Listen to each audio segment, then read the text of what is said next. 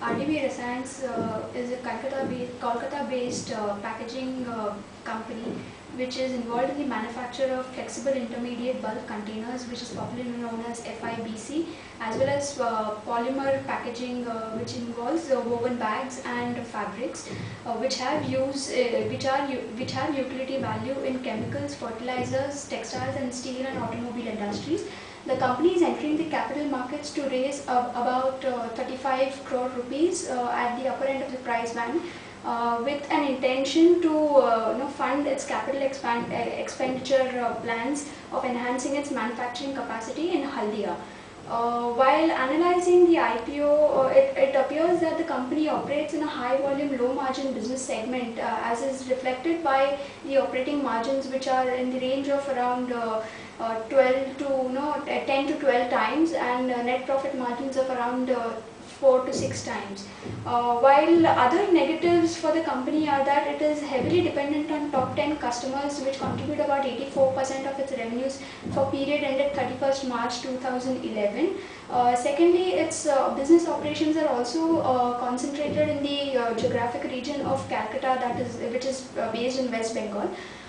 Thirdly, what the company faces fluctuation. If the company would adversely be affected if there is any fluctuation in the raw material prices, as polymer is one of its basic input.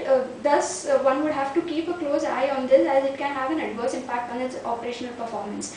Lastly, there are pending litigations against the promoters and the company, which raises concerns about corporate governance issues that the company might face.